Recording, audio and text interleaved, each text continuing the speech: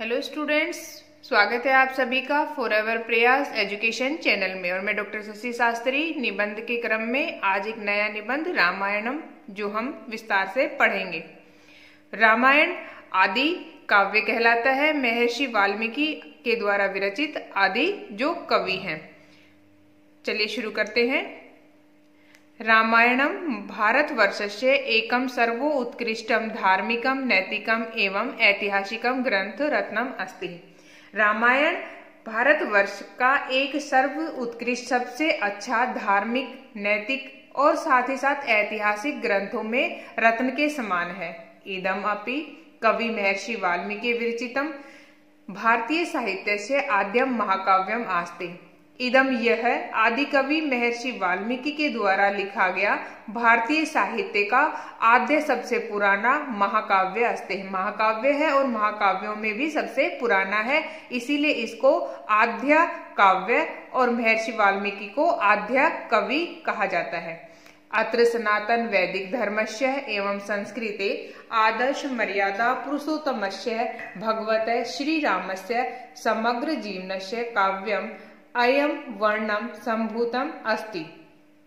अत्र यहाँ पर कहाँ पर है? यहाँ रामायण में या इस रामायण में सनातन वैदिक धर्म से, सनातन जो बहुत ही, सनातन कहते हैं पुराने को, पुराना जो वैदिक धर्म है एवं जो संस्कृति है उसमें आदर्श मर्यादा पुरुषोत्तम भगवान श्री राम के समग्र पूरे जीवन से जीवन को काव्य के रूप में यहाँ वर्णन किया गया है। एतस्मिन् ग्रंथरत्ने भारतीय संस्कृते यावद् भव्यम रूपम उपलब्धम भवति तावद् अन्यत्र दुर्लभम।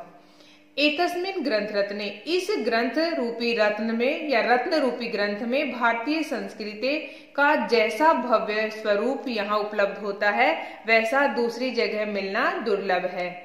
अतः इसीलिए केवलम राम रावणियो युद्धस्य एवं तयो विजय पराजयो एवं वर्णम नास्ति। अतः इसलिए रामायण केवल राम रावण के युद्ध और उनके विजय पराजय का ही वर्णन न होते हुए अपितु एतत् भारतीय राष्ट्रीय एकताया अपि एक आदर्श ग्रंथ अस्ति। अपितु एतद यह भारत की राष्ट्रीय एकता का भी एक आदर्श ग्रंथ है तथा भौगोलिक एकताया अपि प्रतीकत्वेन विराजते। साथ ही साथ ये भौगोलिक एकता का भी प्रतीक माना जाता है। रामायणम आद्यम काव्यम अस्ति। रामायण सबसे पुराना काव्य है। अयम ग्रंथ अनुपम अस्ति। यह जो ग्रंथ है बहुत ही अनुपम है। भारतीय साहित्य इतिहासे तत्क्षुभम दिनम चिर स्मरणीयम भविष्यति यदा तमसा नदास्तटे महर्षि वाल्मीकि कंठात करुणामयी धारा प्रस्फुटिता आसीत। भारतीय साहित्य के इतिहास का तत्शुभम दिनम, वो शुभ दिन चिरस्मरणीय रहा होगा यदा जब तमसा नदी के तट के ऊपर महर्षि वाल्मीकि के गले से करुणामयी धारा प्रस्फुटिता आसीन, प्रस्फुटित हुई थी या निकली थी। अब वो कौन सी करुणामयी धारा निकली थी? जो एक श्लोक के रूप में निकली थी। मां निषाद प्रतिष्ठाम त्वगम शाश्वती समा यत क्रोंचम मिथुनम एकम वधि काम मोहितम। यहाँ एक निषाद के द्वारा या एक शिकारी के द्वारा मिथुन में रत क्रोंच पक्षी के जोड़े में से एक क्रोंच पक्षी का वध कर दिया जाता है, जिसको देख करके दूसरा उसके लिए विलाप करता है। उस विलाप करते हुए क्रोंच को देखते हुए, विरह में विलाप करते हुए क्रोंच को देखते हुए महर्षि वाल्मीकि के मन में करुणा उत्पन्न होती है और तब उस करुणा के उत्पन्न होने के बाद उनके मुख से ये करुणामय श्लोक निकलता है कि अरे निषाद प्रतिष्ठान त्वगम शाश्वती समा। शाश्वती यानी कि तुम बहुत लंबे समय तक, अगले आने वाली कई पीढ़ियों तक तुम्हें कभी भी प्रतिष्ठा की प्राप्ति नहीं होगी। क्यों नहीं होगी? क्योंकि तुमने जो मिथुन में रत, एक काम से युक्त मिथुन में रत क्रोंच पक्षी के जोड़े में से एक का तुमने वध कर दिया है। और इसी श्लोक की प्रेरणा से फिर हमें रामायण महाकाव्य की रचना देखने को मिलती है। रामायण महाकाव्य से संपूर्ण कथा सप्त कांडेषु, जो रामायण महाकाव्य है उसकी संपूर्ण कथा 7 कांडों में विभक्त है। कांड इस प्रकार से हैं: बाल कांड, अयोध्या कांड, आरण्यक कांड, किष्किंधा कांड, सुंदर कांड, युद्ध कांड, उत्तरकांड नामधेयेषु विभक्त अस्ति। इस प्रकार से इन नामों में ये विभक्त बटा हुआ है। महाकाव्य अस्मिन् 24 सहस्राणि श्लोका अर्थात पद्यानि सन्ति। महाकाव्य, इस महाकाव्य में 24 सहस्राणि श्लोका 24,000 श्लोक हैं अर्थात पद हैं। श्लोक कहें या पद कहें एक ही बात है। अतः इसीलिए इदम इसे किसे इस रामायण को 24 सहस्री संहिता अपि व्यवहृते, व्यवहार में इसको 24 सहस्री संहिता भी कहा जाता है। रामायण कहें या 24 सहस्री संहिता भी इसको कहते हैं। विदुषां कथमस्ति हि यद रामायणस्य प्रतिसहस्रं श्लोकस्य प्रथम अक्षरं गायत्री महामन्त्रस्य एव क्रमशः अक्षरेण प्रारभ्यते। विदुषां कथमस्ति, जो विद्वान लोग हैं वो कहते हैं यदि यह रामायण है इसका प्रति 1000वां जो श्लोक है उसका प्रथम अक्षर गायत्री महामंत्र के क्रम से अक्षर से प्रारंभ होता है। गायत्रिया अथवा सावित्री महामंत्रे 24 सहस्री अक्षराणि सन्ति। गायत्री या जो सावित्री महामंत्र है उसमें 24 अक्षर होते हैं और उन 24 अक्षर से प्रति एक अक्षर से 1000 श्लोकों की रचना होती है। इस प्रकार से हमें 24,000 श्लोक रामायण में देखने को मिलते हैं। तथा अस्मिन् 24 सहस्राणि श्लोका सन्ति, इसीलिए इसमें भी 24,000 श्लोक हैं। कतिपय विदुषाम इदम अपि अभिमतम यन मूल रामायणम 5 एव कांडमासन परंतु अनंतरम रामायण से लोकप्रियत्व वर्धिते सति बालकांड उत्तरकांडे संयुज्यतम। कुछ विद्वान हैं उनका तो यहाँ तक का मत है या उन्होंने तो यहाँ तक भी माना है कि जो मूल रामायण है उसमें 5 कांड थे, लेकिन बाद में अनंतरम यानी कि बाद में रामायण की लोकप्रियता जब बढ़ती है या उस लोकप्रियता को बढ़ाने के लिए बालकांड और उत्तरकांड को जोड़ा गया, समयुज्यतम जोड़ दिया गया। रामायण में हमें कुछ रामायण आधारित जो आख्यान है वो भी यहाँ उनका वर्णन मिलता है। तो सबसे पहला आख्यान यहाँ आता है ऋष्यशृंग आख्यानम, जो कि बालकांड के 10वें सर्ग से लेकर के 15वें सर्ग तक चलता है। ऋष्यशृंग अंगदेशा अधिपति रोमपाद से जामाता आसीत। अभी ऋष्यशृंग कौन है? अंगदेश के अधिपति जो रोमपाद हैं उनके जामाता जमाई आसीत थे। एतेषाम अध्यक्ष एव राज्ञा दशरथस्य पुत्रेष्टि यज्ञ अभवत। इन्हीं की ही अध्यक्षता में जो दशरथ हैं, राजा दशरथ हैं, उन्होंने अपना पुत्रेष्टि जो यज्ञ करवाया था, जिस यज्ञ के बाद ही हमें राम, लक्ष्मण, भरत और शत्रुघ्न के रूप में दशरथ को 4 पुत्रों की प्राप्ति हुई थी। उस पुत्रेष्टि यज्ञ को करवाया भवत यानी कि उसके अध्यक्ष थे। गंगा आख्यानम, एक आख्यान हमें और प्राप्त होता है गंगा आख्यानम, जो कि बालकांड का ही हिस्सा है, जो हमें 35वें सर्ग से लेकर के 44वें सर्ग तक प्राप्त होता है। राज्ञ सगरस्य अश्वमेघ यज्ञाद आरभ्य तस्य प्रपौत्रेण भागीरथेन महता तपस्या पृथ्वीयां गंगाम अवतरणस्य कथा वर्णिता अस्ति। कहते हैं कि जो राजा सगर हैं उनके द्वारा जब अश्वमेघ यज्ञ का आरंभ किया गया तब उनके जो परपौत्र हैं जिनका नाम भागीरथ है, उनकी तपस्या से ही या उनके तप के कारण ही पृथ्वी पर गंगा का अवतरण होता है। इस प्रकार की कथा का वर्णन है। बहुत बार ये पूछा जाता है कि गंगा अवतरण जो है वो किसके द्वारा किया गया, तो वहां हम भागीरथ कहते हैं। लेकिन बहुत बार ऐसा विषय भी हमें देखने को मिलता है कि भागीरथ के द्वारा गंगा को पृथ्वी पर अवतरित किया गया। इसका वर्णन हमें कहाँ मिलता है? तो हमें ये तो पता होता है इसका वर्णन रामायण में मिलता है, लेकिन हमें रामायण में भी कहाँ मिलता है? रामायण के बालकांड में मिलता है, जो कि 35 से लेकर के 44वें सर्ग में इस कथा का वर्णन है। मरुतनाम आख्यानम, जो कि बालकांड के 46 से लेकर के 47 सर्ग तक है।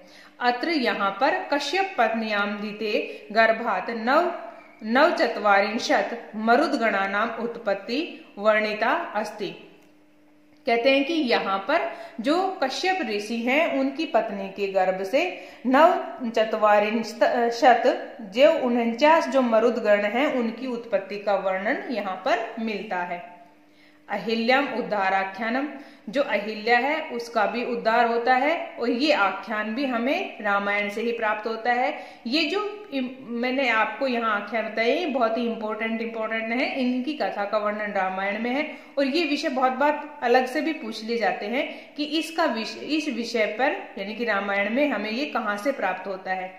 ये प्राप्त होता है हमें बालकांड से, जो कि 49वें सर्ग में इसका वर्णन है। मूल कथा संबंधम आख्यानम इदम, ये जो मूल कथा है उसी से संबंधित आख्यान है। मूल कथा यानी कि अहिल्या उद्धार।